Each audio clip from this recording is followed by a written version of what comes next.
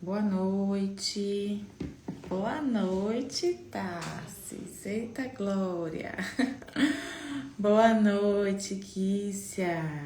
Prazer ter você aqui. Boa noite, Tati. Boa noite, meus amigos, meus convidados, aqueles que eu ainda não conheço, que estão entrando pela primeira vez aqui no meu Instagram para participar dessa live. Sejam todos bem-vindos. Sou muito grata a cada um de vocês. Nalvinha Ribeiro, seja bem-vinda. Sandra, seja muito bem-vinda também. Boa noite a todos. Ai, boa noite. Que prazer ter vocês aqui.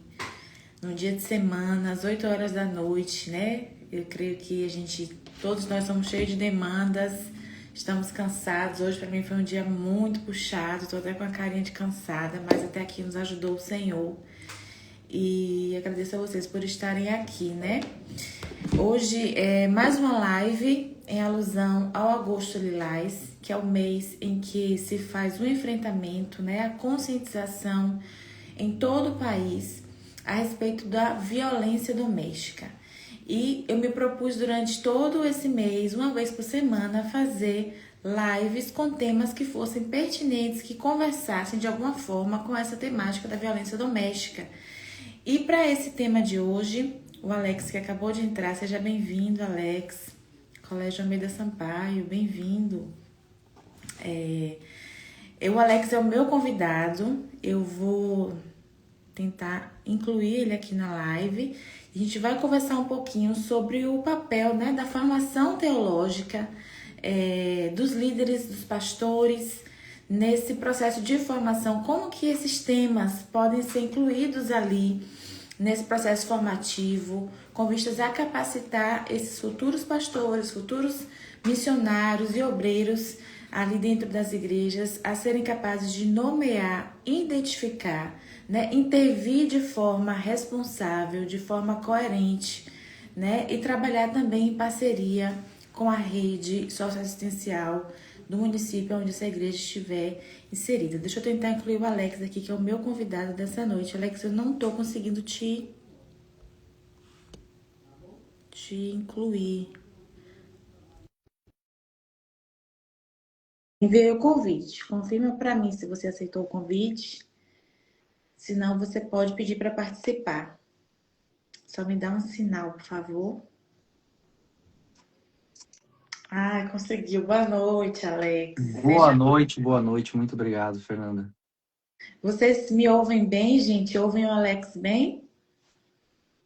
Me sinalizem aí, por favor.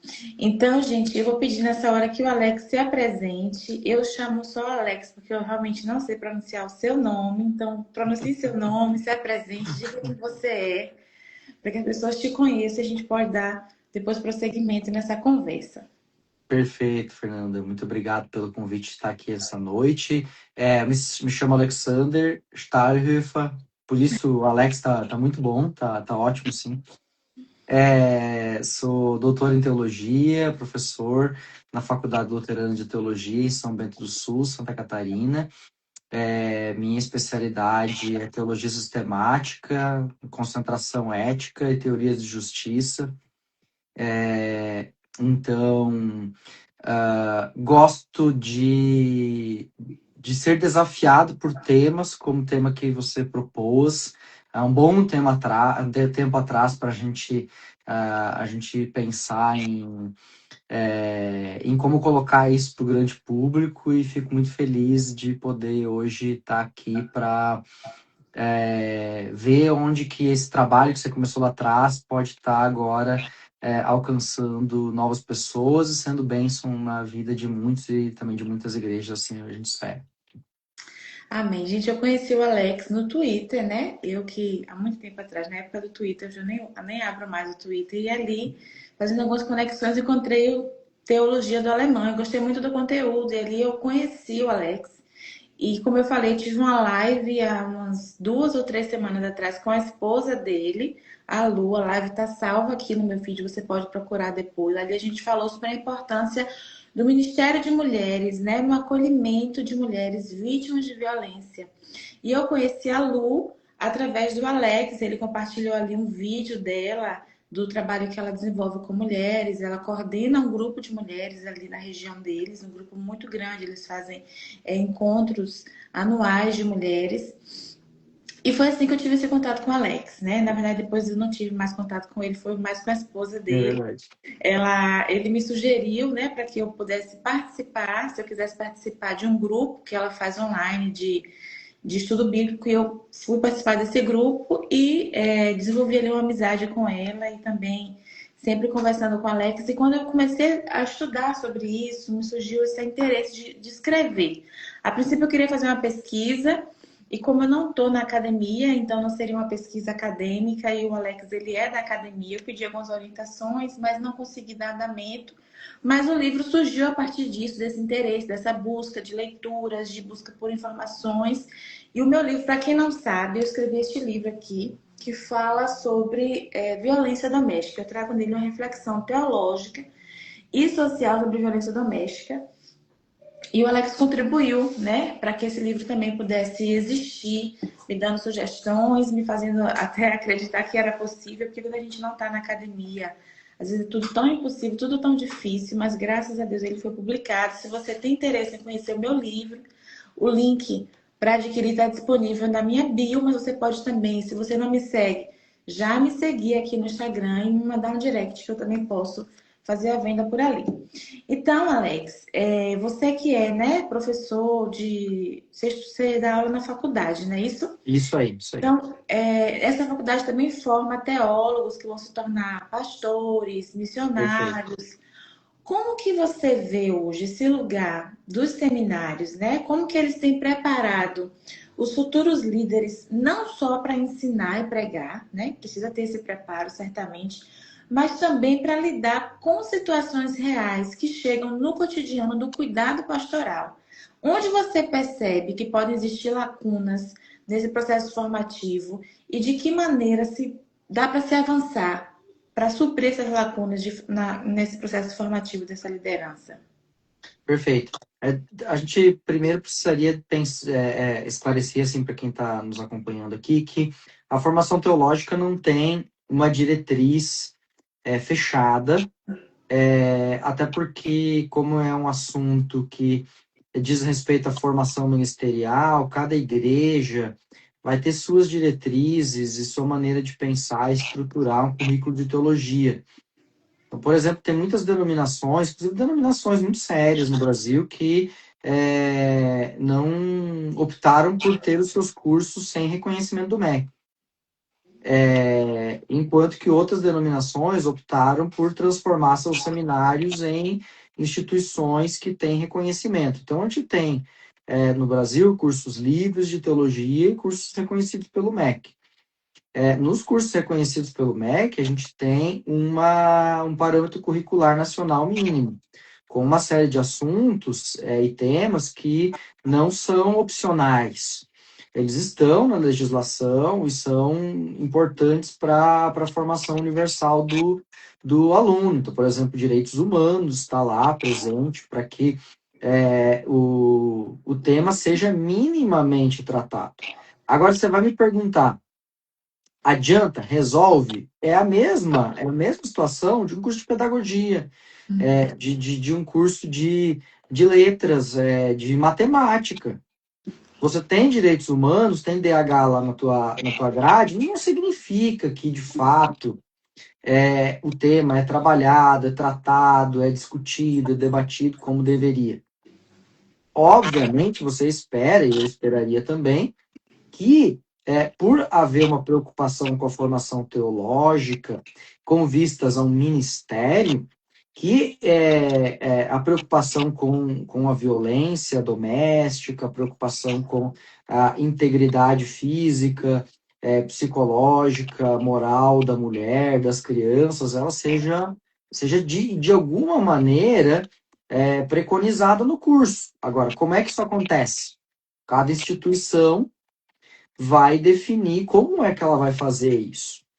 E, grosso modo, como a teologia das igrejas evangélicas brasileiras é bastante conservadora, não que isso seja ruim, não é negativo, Mas a concentração acaba recaindo sobre assuntos como interpretação bíblica, hermenêutica, pregação, ensino, ou seja, os assuntos práticos se resumem ao dia a dia de igreja quando não tem problema.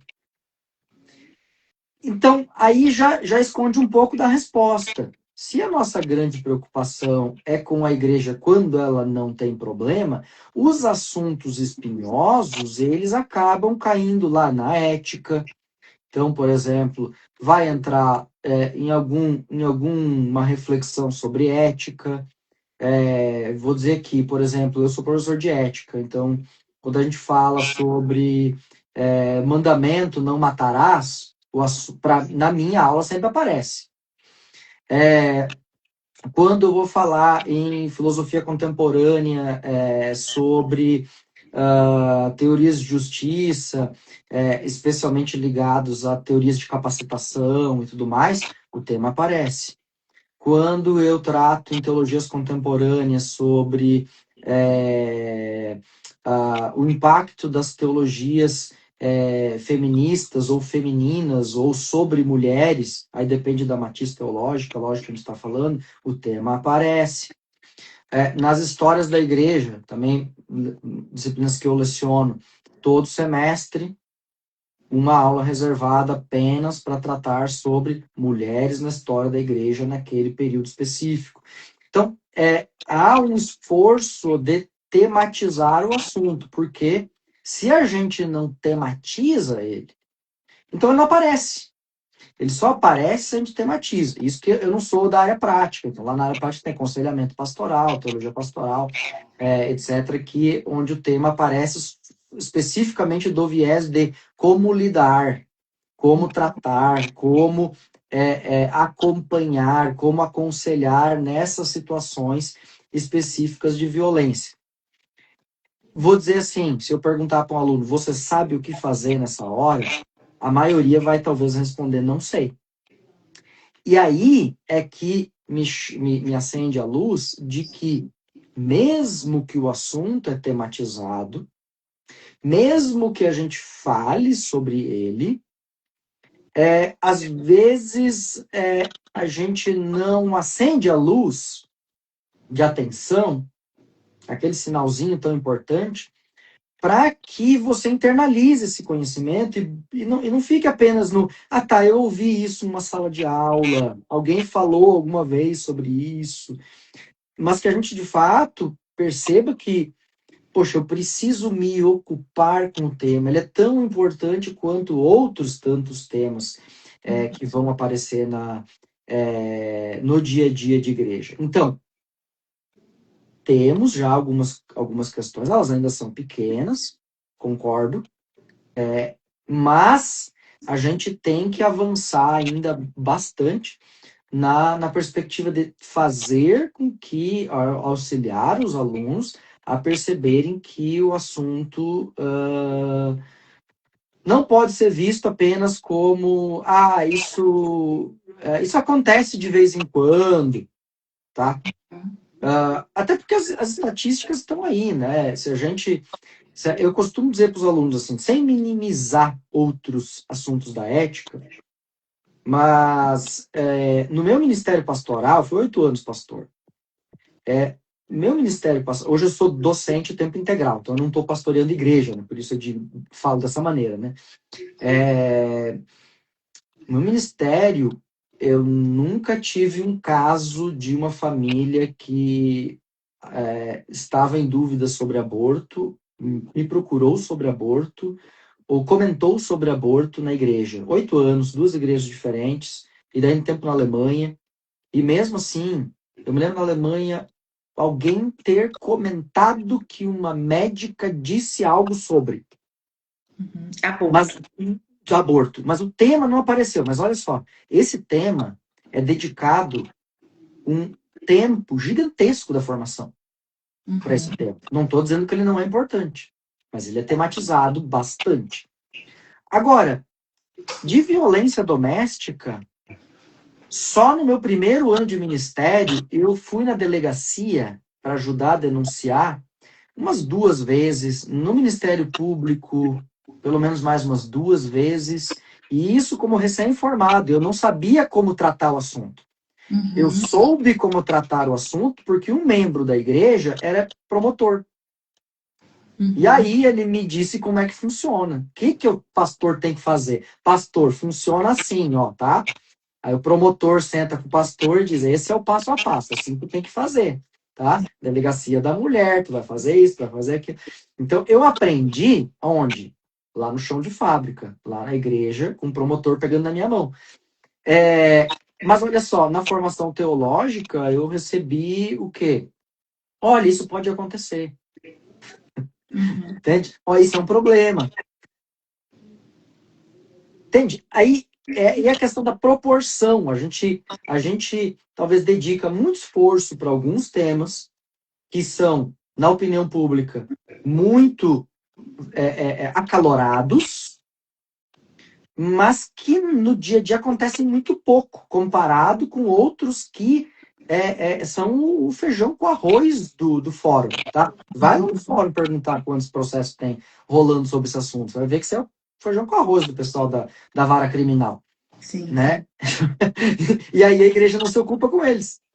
Exatamente. Inclusive, eu sigo uma colega, eu falo colega porque a gente trabalha com temáticas semelhantes, né? Eu falo no meu Instagram muito sobre essa questão de abuso, eu trabalho com formação para igrejas, escolas, instituições em geral, sobre a questão da prevenção ao abuso sexual infantil, né? Tendo como estratégia de prevenção a educação emocional e sexual de crianças e adolescentes, e trabalho também no meu Instagram conteúdos voltados para o enfrentamento e identificação da violência doméstica. Então, eu digo colega porque ela é uma colega, uma irmã em Cristo, e ela também trabalha com essas questões.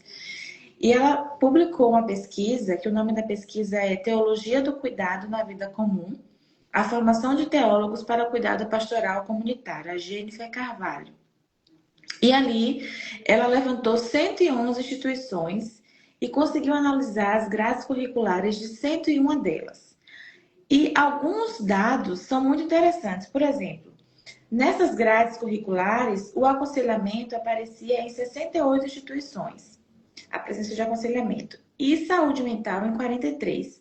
Mas nas grades analisadas não foram encontradas disciplinas específicas sobre violência doméstica, abuso sexual contra criança e adolescente e o abuso espiritual também, que é uma realidade presente nas igrejas, né? E que não é nomeada, muitas vezes não é falado sobre isso, é tratado num aspecto muito espiritual, mas não vamos entrar nessa pauta, mas ela não identificou ali temas específicos desses assuntos que são presentes, como você falou, o feijão do arroz ali da igreja, mas que não tem. E daí, essa leitura assim, dessa pesquisa dela me provoca uma pergunta. Quando a gente olha para esse lado, né, do processo formativo, de preparação para um líder ser capaz de identificar e nomear situações de violência e abuso, como que pode ser feita essa preparação? Porque assim, Alex, para a gente saber dar um direcionamento, a gente precisa primeiro identificar que ele se faz presente, que ele existe Uhum, aquilo ali na igreja. uhum, Se eu não sei nomear aquilo, ou se eu nomeio aquilo de uma outra maneira, por exemplo, eu atribuo aquilo como se fosse um conflito conjugal, né? Uma briga de casal, um casal problemático, e eu não dou o nome certo, eu não vou saber identificar, não vou saber dar o direcionamento. Então, como que poderia, nesses ambientes formativos, eles prepararem melhor para isso? Eu conheço um pastor que ele sempre se posiciona muito em relação a isso, né? A violência doméstica e tal. Mas eu percebo que ele sempre fala no aspecto da violência física, que é a violência que é mais evidente. Né? A violência que acho que não deixa dúvida para ninguém quando ocorre, fica visível que aquilo é uma violência. Mas a Lei Maria da Penha, ela vai trazer 6 tipos de violência, para além da violência física. E no meu livro eu falo sobre esses outros tipos de violência, que a lei vai nomear também, que trazem danos significativos para a mulher, inclusive, e que também se origina dessa origem desse centro que dá origem a todos os tipos de violência, que é a busca por controle e pelo poder. Então, a lei vai falar de violência psicológica, vai falar de violência moral, de violência sexual, patrimonial, a física, e esse ano, no mês de abril, foi incluída também a violência vicária, que é quando o agressor se utiliza de vínculos, né, que aquela mulher, geralmente, a vítima, na maioria das vezes, é a mulher, vínculos, seja com familiares, seja com os pais, os sogros, né, ou até mesmo animais domésticos, punindo, ferindo, agredindo essas pessoas, né, como forma de punir diretamente essa mulher. Isso sempre aconteceu, mas isso veio muito em evidência com esse caso trágico que a gente viu esse ano, daquele caso dos netos de um prefeito de uma cidade, se eu não me engano, de Goiânia, ou era de Minas Gerais, que ele era secretário, compunha o secretariado daquele município, e ele matou os 2 filhos, e depois se matou e deixou uma carta atribuindo a responsabilidade por aquilo à sua esposa. Na verdade, a lei vai dizer que isso é violência vicária, né? Então, assim, como que essas formações poderiam colaborar para capacitar essas pessoas a identificarem, nomearem e darem um direcionamento correto? Não tratar tudo como um conflito ou problema de casal, e não achar que a solução por essas demandas na igreja passam simplesmente por um aconselhamento pastoral. Você acha que teria possibilidades de isso ser alargado, né? Essas outras possibilidades de empoderar essa liderança?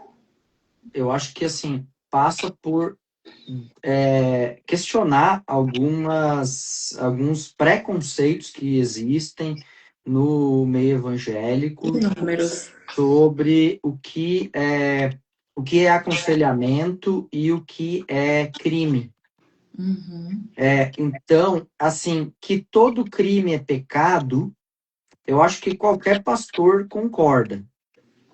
A uhum, questão é que muitas vezes se olha para determinadas situações que são tipificadas como crime, mas elas são vistas como o irmão pecou uhum. e não chama pecado de crime, quando é crime. Sim. E aí a gente pode ter algumas coisas aqui. Pode ser desconhecimento da lei, embora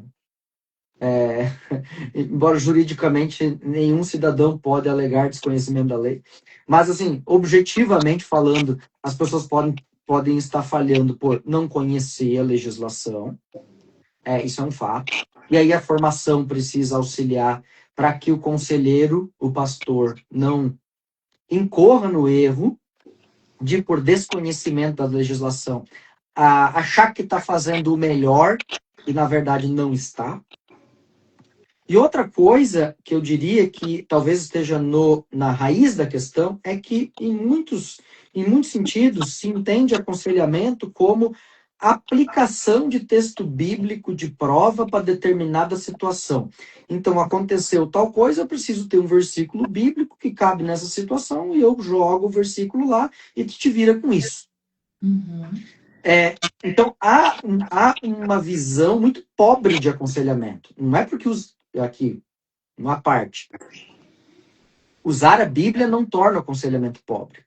Torna o aconselhamento pobre pegar um versículo pensado da Bíblia e jogar naquela situação sem olhar para o que está acontecendo. Sem reconhecer os vínculos, os laços, sem reconhecer os problemas mais profundos que estão ali, as dinâmicas que estão envolvidas. E para isso a gente precisa de uma abordagem interdisciplinar. Quer dizer, a teologia sozinha não dá conta disso.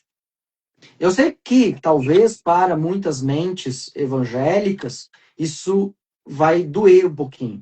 Ouvir que a teologia não é suficiente. Como assim a teologia não é suficiente? Não, a teologia é insuficiente para tratar determinados problemas, porque ela opera com outras categorias. Quando ela opera com outras categorias, significa que quando eu estou falando de crime, não é uma categoria teológica. Então eu preciso conversar com o direito. Se Exatamente. eu estou falando de de violências que têm o seu surgimento por N fatores, eu preciso conversar com as ciências sociais para entender de onde vem de onde que vem isso. Eu preciso conversar com a psicologia para saber por que esse indivíduo está se comportando dessa maneira. Simplesmente dizer é pecado é uma resposta teologicamente, eu diria assim, ok, tá? Não passa na prova comigo, tá? Porque só responder pecado é preguiça intelectual. Tem que dizer o que quer dizer. O que é pecado? Que tipo de pecado? Do que nós estamos falando? Que categorias? Temos que aprofundar essa discussão. Ela não pode ficar no raso. Então, é inconcebível que pessoas que se dizem teólogas e se colocam no ministério pastoral não conseguem dialogar com outras ciências e ter uma percepção maior do problema e enxergar que crime é crime. Uhum. E eu uso uma frase que eu ouvi certa vez, muitos anos atrás, me marcou e eu guardo para mim, que é o seguinte: um indivíduo que cometeu uma violência, não cabe a mim o julgamento, óbvio, mas eu devo denunciar a violência. Essa violência deve ser apurada na justiça, no âmbito criminal, deve ser punida no âmbito criminal. Então, pastor entrega criminoso e depois visita na pastoral carcerária. Uhum. Porque não dá para simplesmente deixar o cara em casa. Isso é a minha experiência lá com um irmão que era promotor. E um dos primeiros casos que ele me contou foi foi uma pessoa que ele tentou N vezes intervir na situação, até que o dia em que ele matou a mulher. Então, assim, eu não queria ter isso na minha consciência, de que alguém perdeu a vida porque eu podia fazer uma coisa e não fiz porque não é minha tarefa, ou sei lá, tem uma coisa que muito pastor acredita, que é o segredo do confessionário. Isso só existe em novela, tá? Pastor tá me ouvindo? Isso é coisa de novela, tá? Coisa de faroeste, coisa assim. Isso não existe. Não existe segredo de confessionário. Quando se trata de crime, se você se cala, você passa a ser cúmplice. Porque você recebeu você ouviu a confissão de um criminoso e você ajudou o criminoso a ocultar a sua ação. Então não tem chegar diante do juiz, mas eu sou pastor, segredo de confessionário. Só funciona em novela, tá? Na vida real isso não existe. Então, teologicamente não tem. Mas eu perdoei o pecado dele. E a consequência, meu irmão? Faz o quê? Exatamente. Assim, não é, eu percebo, eu não sei se isso é uma percepção minha. Aí, se eu estiver errada, você vai poder me dizer se é uma coisa que seja uma percepção só minha. Mas eu percebo, assim, algumas coisas. Primeiro, eu percebo que, na maioria dos pastores, eles têm receio de sequer começar a pegar um livro desse e ler. De cara, a impressão que dá é que, meu Deus, essa irmã tá desviada, ela virou feminista agora, não vai mais raspar a axila, vai queimar o sutiã na praça e tem que se converter. Então, ele já vai com a resistência. Aqueles que conseguem romper essa resistência e pegar, às vezes não lê, às vezes não se interessa, às vezes acha que não é para ele, mas o que acontece? Um livro como o meu, não só existe o meu, existem vários, mas aqui falando especificamente do meu, ele vem para trazer essa consciência. E essa consciência é uma consciência que toda a sociedade precisa ter. Não é dizer que o pastor da igreja ele tem que ser um especialista em violência doméstica, ele tem que ter uma pós-graduação em violência doméstica. Se ele tiver, excelente, mas não é sobre isso. É entender que essa realidade está dada. Eu trago aqui alguns dados estatísticos que mostram que isso não é uma presença trivial, esporádica na nossa sociedade brasileira. Ela perpassa toda a sociedade brasileira, de norte a sul, está presente em todos os estados. Eu trago essa realidade aqui, o índice de violência por estados. Ela está presente em todas as classes sociais. Então, não é só uma demanda daquela igreja de periferia que está lá no meio da favela e que lida com isso. Não. Ela está presente nas igrejas dos centros, dos bairros nobres das cidades também, porque a violência perpassa todas as realidades. Então, isso é uma dificuldade, é o pastor ter consciência de que ele precisa se informar, porque isso é uma categoria presente, comum na vida das suas ovelhas, vamos se tratar dessa forma. Mas também, Alex, uma dificuldade que eu percebo, você falou aí dessa dificuldade do trabalho interdisciplinar. Às vezes, eu percebo que alguns pastores olham para a rede de serviços do município e entendem como algo à parte. As coisas de Deus estão aqui, Uhum. e isso são outras questões, nós não lidamos com isso. Isso não se aplica quando, por exemplo, é uma demanda de saúde, todo mundo manda ir para o hospital. Uhum. Caiu, quebrou o braço, deslocou. Não, não se tem dúvida. Ninguém fala assim, olha, ô pastor, meu bebezinho tá com febre, tá com Covid, sei lá o que é que tá, quebrou o braço, traz aqui minha irmã na igreja que a gente vai orar. Ninguém lida dessa forma com a demanda de saúde. O encaminhamento é rápido e imediato. Para onde que eu mando? Para o médico, para o hospital. Agora, quando se trata de uma demanda de violência doméstica, sequer os pastores e líderes conhecem a rede de serviço para onde encaminhar. Então, se Uhum. tem um CRAS, se tem um CREAS, não se sabe o que é, não se sabe qual serviço que se é oferecido ali, não se sabe. Então, fica muito empobrecido também o que fazer com essa mulher. Então, às vezes, eu não sei o que fazer, vamos orar, vamos ler a Bíblia, vamos jejuar, vamos pagar o preço. E às vezes o que aquela mulher precisa é de alguém que esteja com ela presente para levá-la simplesmente no CREAS. Eu falo do CREAS porque eu moro numa cidade do interior que não tem DEANS, né? Não tem delegacia especializada de atendimento à mulher, Uhum. não tem centro de atendimento especializado, não tem Casa da Mulher Brasileira. Mas se alguma pessoa for dessa realidade, é preciso que essa liderança conheça a rede de serviços e entenda que vão existir demandas, assim como no caso em que o irmãozinho vai para o hospital e que isso não exime a gente de estar aqui como igreja orando por esses Uhum. familiares, por Exato. essa criança para que ela melhore, mas também a parte que cabe de encaminhar para o hospital, de ligar para o SAMU, a gente não vai deixar de fazer. E Exato. com essas demandas também é preciso se conhecer a rede de serviço assistencial, né? A delegacia, o Ministério Público, para onde eu vou, quem eu aciono, se inclusive existir ali naquele núcleo familiar crianças, existe uma obrigação legal de que se acione o conselho tutelar. Então, eu percebo uma certa resistência de sequer buscar conhecer a rede de serviço. Eu não sei se é algo meu, você vai poder me dizer melhor sobre isso.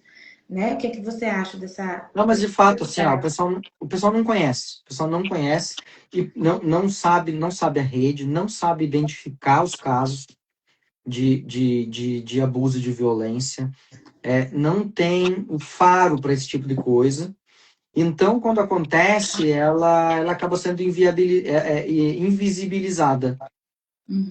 Porque, como tu disse antes, não, isso aí é briga de marido e mulher, ninguém mete a colher, né? Então, a gente não se mete nesse assunto. Né? Então, a gente vai orar pelo casal que está em crise, mas não vai tomar uma providência. Ou às É, vezes nem vai orar, vai dizer só para a mulher: pague o preço, ore isso. mais, jejue por ele, Então, perdoe. é exatamente isso. Tá? Que em muitos casos acontece. Então, assim, é, eu diria assim, é mais do que só desconhecimento. Porque, assim, se a gente quer fazer alguma coisa, a gente corre atrás. Mas se a gente ignora o problema, assim, se você sabe que tem um problema cardíaco, você não fica sentado esperando, vou esperar o cardiologista ver se ele quer ligar para mim. Você pega o telefone, vai, corre atrás e acha um e vai procurar atendimento.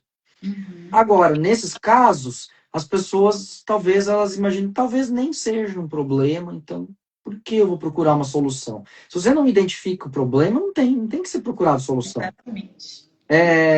Então, já começa por aí. Então, assim, pode até saber onde que fica a rede, pode até saber o endereço, pode ver todo dia de carro passar na frente, mas se não sabe para que qual serviço é oferecido ali e o que de fato se faz, aí não tem muito o que fazer, né? A igreja não vai ter respostas. Eu fico realmente impressionado porque é, se fosse uma coisa que, sei lá, aparecesse na igreja uma vez a cada 10 anos, que aí você assim, puxa, nossa, como é que eu faço isso aqui? Porque é uma coisa assim que é uma raridade, mas é uma coisa que aparece corriqueiramente. Infelizmente, aparece corriqueiramente. Por quê? Você vai dizer assim, a igreja não é lugar dos santos. É assim, santo pecador, né? Então, assim, a gente peca e na igreja tem pecado como tem fora. Então, assim, a não ser na igreja daquele lá que usava bigode antigamente, não usa mais agora, lá não tem, né? Ele diz na pregação dele que na igreja dele não tem, né? Quem for que diga é ele. É isso, ele diz que Tem lá. exato, lá não tem. Mas assim, nas outras, na dele não tem, nas outras tem, tá? Nas outras tem. Se Então, a não gente precisa tem, botar. e se não tem, é porque não tem se saber identificar. Por exemplo, a questão mesmo da violência psicológica. É uma violência que dificilmente quem vive vai ser capaz de identificar que está passando por uma violência psicológica. A violência patrimonial, muito menos, né? Muitas vezes as mulheres estão ali sem o mínimo de autonomia financeira, e isso é um dos fatores que dificulta o processo de rompimento desse ciclo de violência, porque elas olham e não se vê com perspectiva de recomeçar. Né? Quando há presença de filhos é muito mais. Muitas vezes influenciada até por uma doutrina, por um ensinamento de igreja, essa mulher abre mão dos seus estudos, abre mão da vida secular em termos de trabalho, acreditando que Deus espera que ela faça isso, né?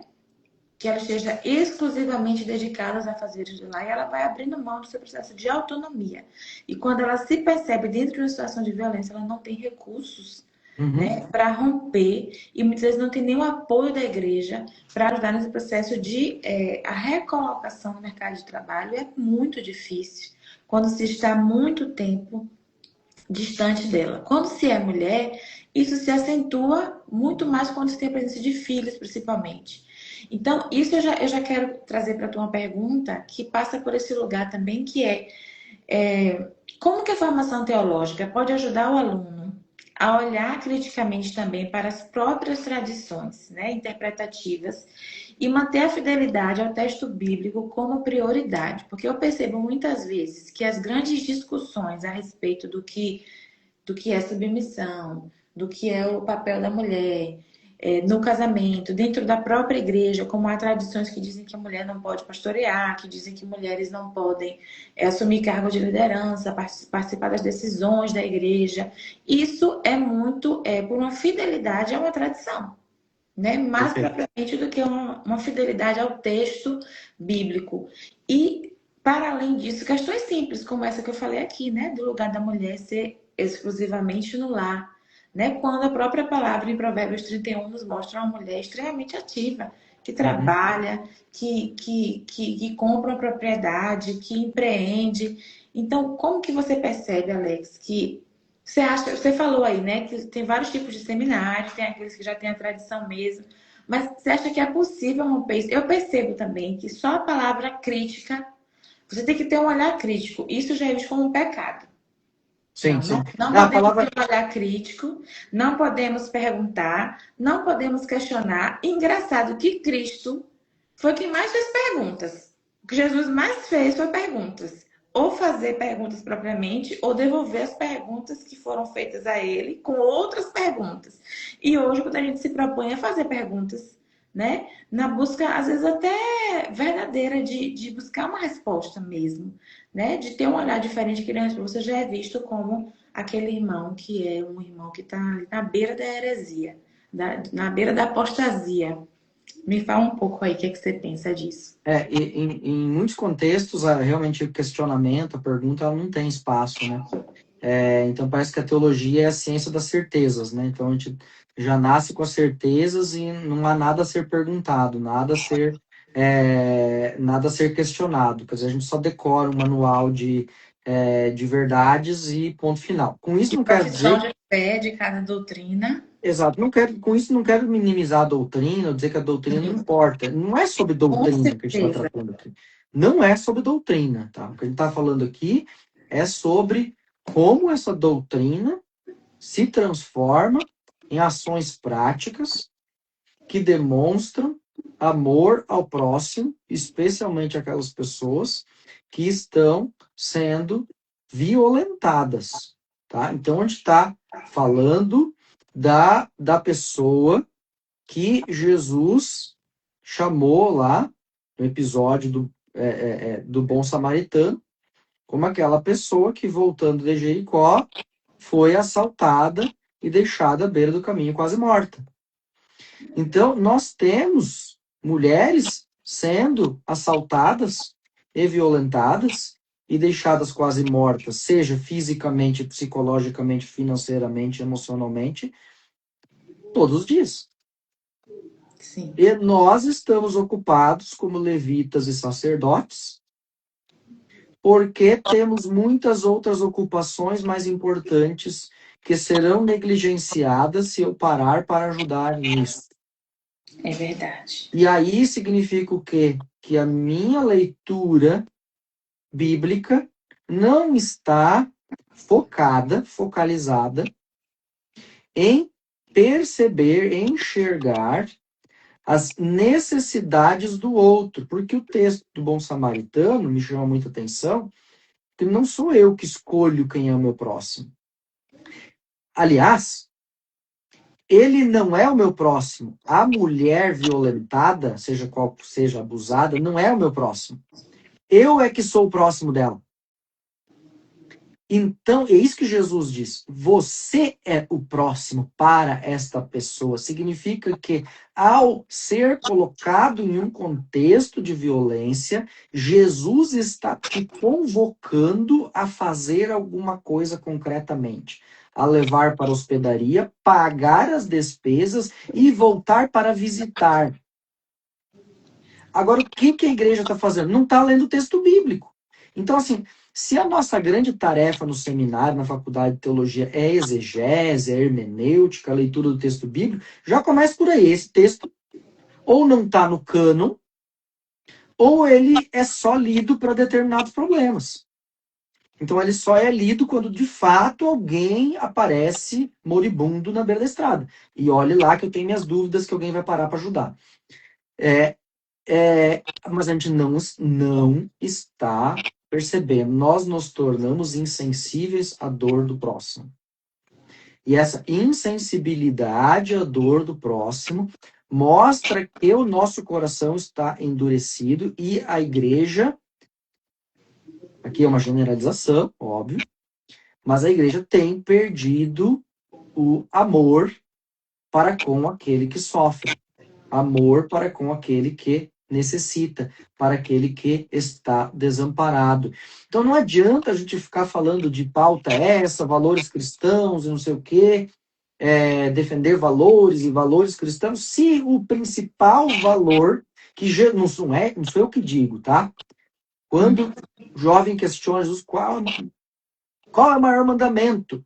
Amarás o Senhor teu Deus de todo o teu coração, toda a tua força, todo o teu entendimento. E o segundo, que vem logo em seguida, é amarás o teu próximo como a ti mesmo. Quer dizer, Jesus não colocou como segundo mandamento dizimar, não colocou como segundo mandamento servir na igreja, não colocou como segundo mandamento pastorear sua casa.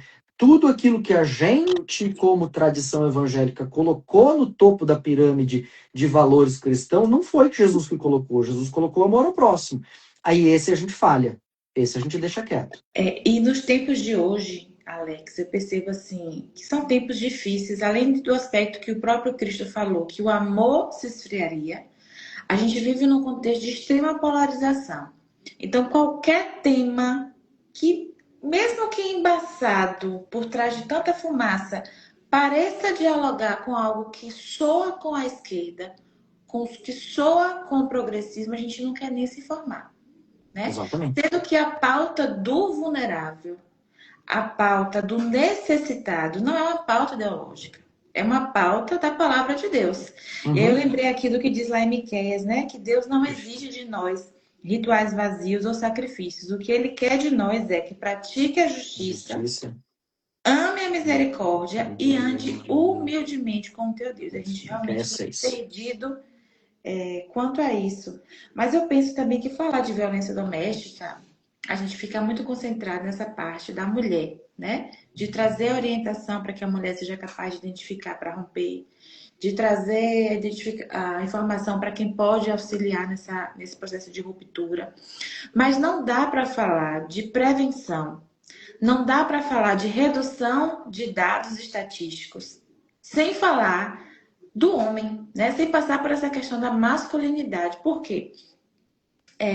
Hoje os dados estão aí para nos mostrar que nem todo homem comete violência doméstica, mas é sempre um homem, né? Mais de 80% dos agressores de mulheres hoje são homens. E eu não falo agressores de mulheres não só no aspecto da violência afetiva, mas eu falo também no aspecto da violência, do abuso sexual infantil de crianças. Os maiores abusadores são homens. E não são homens de fora, são homens de perto. São homens em que se tem um vínculo, em que se tem uma confiança, né? Então a gente precisa falar sobre isso nas nossas igrejas.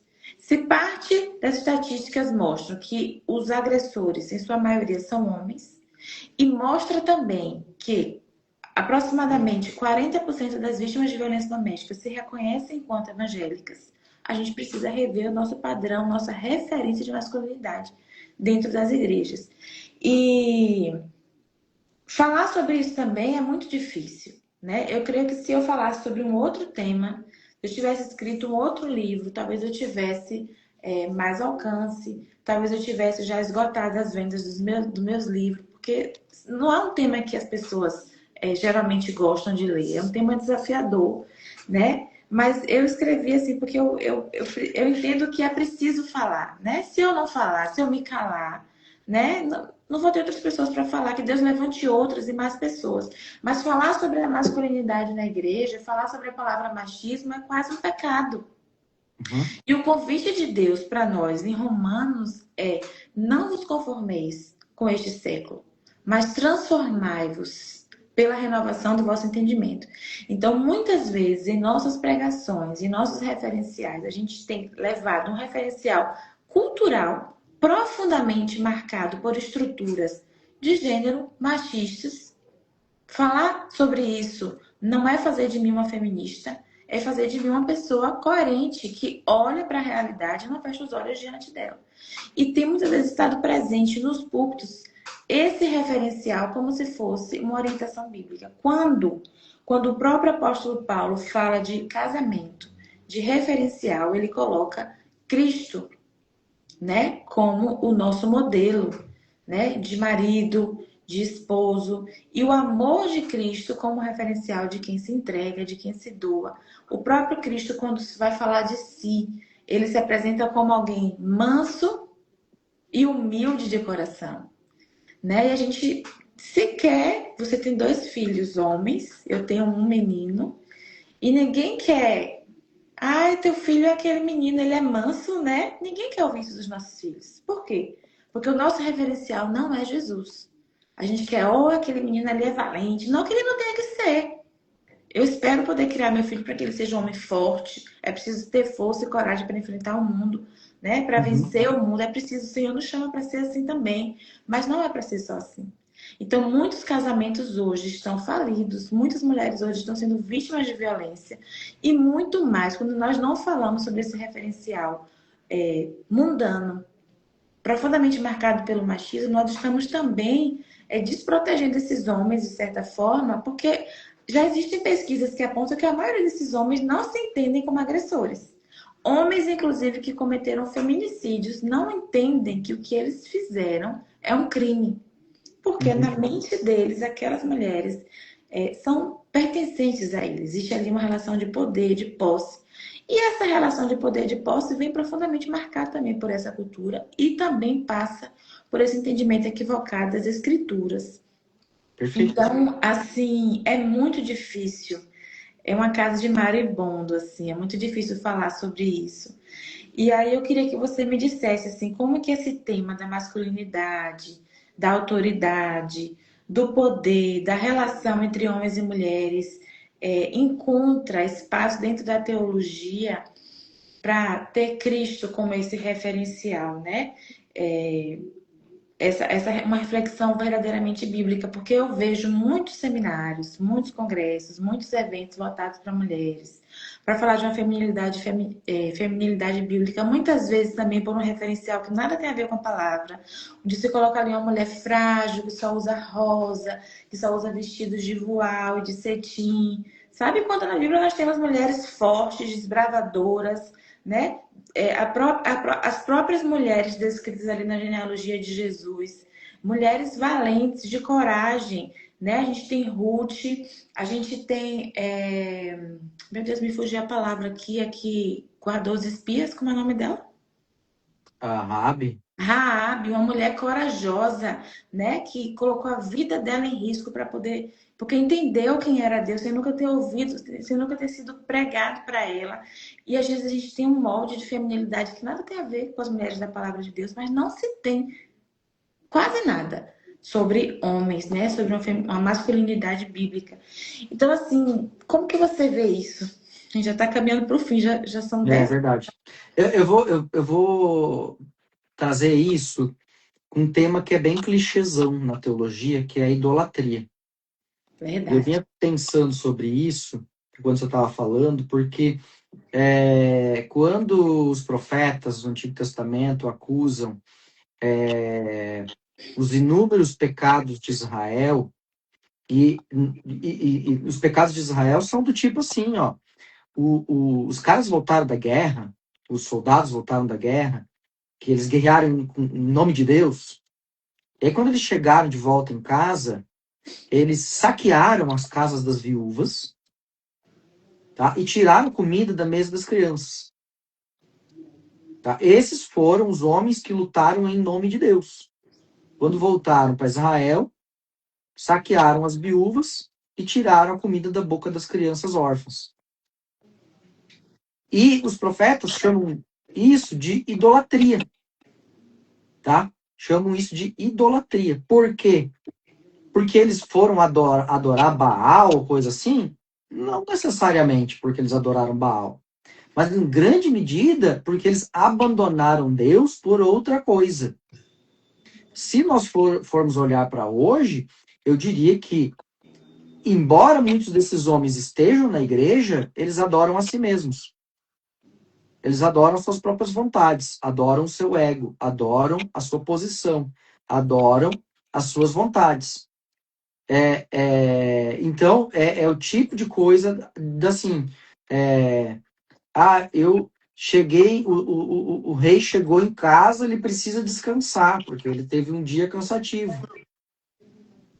Então, ele tem o direito dele de não fazer nada agora. Aí a esposa fez o quê? Ficou de varde o dia inteiro, certo? Uhum. Muitas também tiveram uma jornada de trabalho de 8 horas. E também chegaram naquele horário. Então a gente vê uma discrepância, porque é uma visão errônea de si. É uma visão egoísta de si. É uma visão pecaminosa de quem nós somos. Centrada, né? Autocentrada, egoísta. Então, idólatra. Idólatra porque idolatra a si mesmo, suas próprias vontades. E aí não consegue conceber que não é uma questão de mas aí vai inverter os papéis. Cara, se tu lavar a louça, não vai inverter papel. Tá? Criar teus filhos não é inverter papel, é ser pai mesmo. Tá? Assumir as responsabilidades não é inverter papel. É só assumir as responsabilidades mesmo.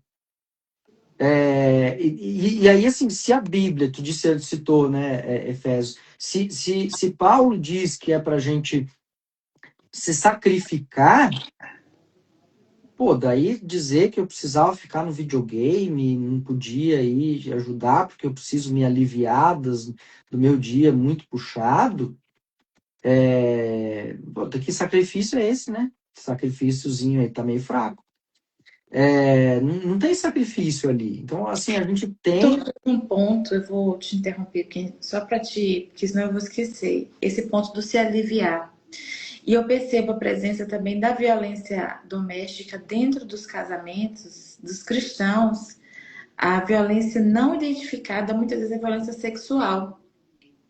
Porque ainda se tem no grande imaginário de que somos casados, então a mulher tem que estar disponível para esse homem a qualquer momento, a qualquer dia, a qualquer circunstância, né? Utilizando versículos bíblicos, inclusive, para Uhum, uhum, justificar uhum, isso. uhum.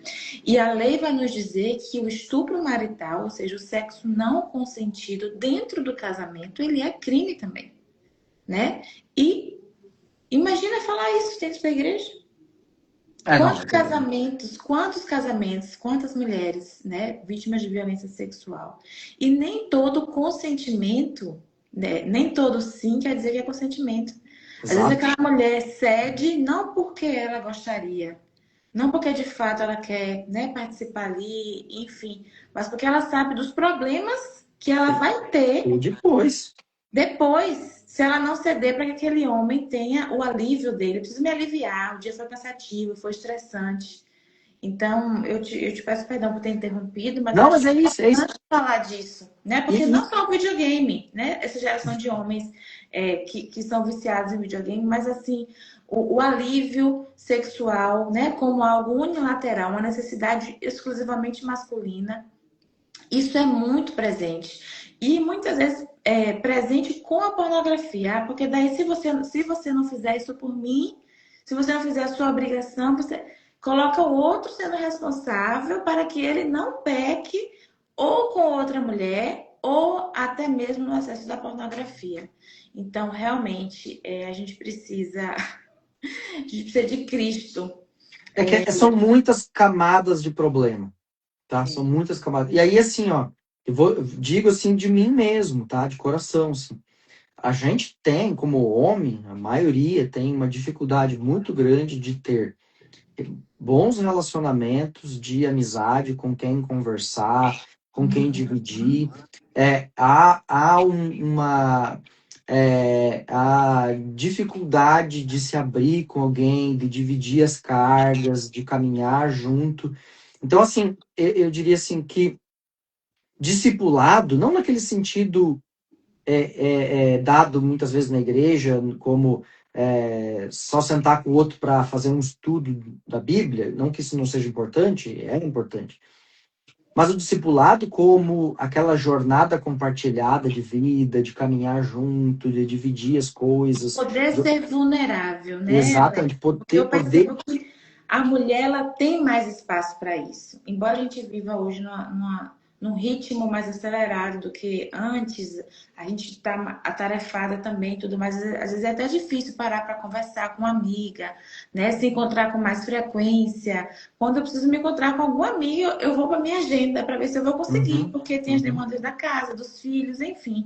Mas para o homem isso é muito mais difícil, né? A gente ainda consegue chegar e falar que não está bem, e pedir oração, e abrir o coração, e se mostrar vulnerável. E o homem realmente ele não tem Não esse faz, espaço. não Não faz, não faz. faz, não faz. Mesmo tendo, às vezes, a oportunidade, não faz. Então, é algo que nós, homens, precisamos nos dispor a encontrar parceiros de caminhada com quem a gente pode dividir as nossas cargas e com quem a gente pode contar no aconselhamento mútuo para que a gente possa crescer à estatura de Cristo. Se, o homem da Bíblia, se eu devo procurar um modelo de homem na Bíblia, então eu procuro o melhor que tem, né? Que é Jesus, né? Não é Sansão, Não é Sansão, nem Sansão Davi. muito menos.